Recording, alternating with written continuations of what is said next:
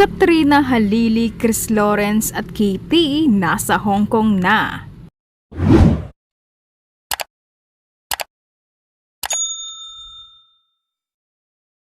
Masayang ibinalita ni Chris Lawrence na nasa Hong Kong na silang pamilya para sa kanilang espesyal na bakasyon.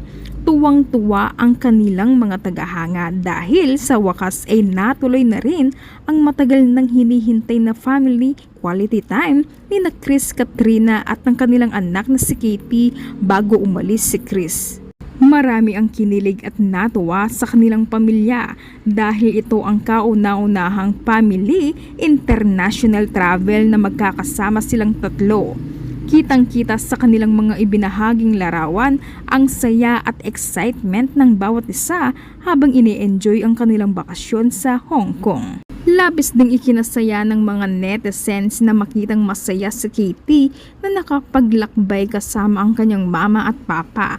Para sa marami, isa itong napakahalagang bonding moment para sa kanilang pamilya, lalo na bago muling magkalayo sina Chris at ang kanyang mag-ina. Marami rin ang nagsasabing talagang bumabawi si Chris sa kanyang mag-ina sa pamamagitan ng pagbibigay ng oras at mga espesyal na alaala na kanilang maaalala habang buhay. Dahil dito umani ng maraming positibong komento ang kanilang family trip at maraming fans ang nagsabing napakasarap pagmasdan ang kanilang masayang samahan bilang isang pamilya.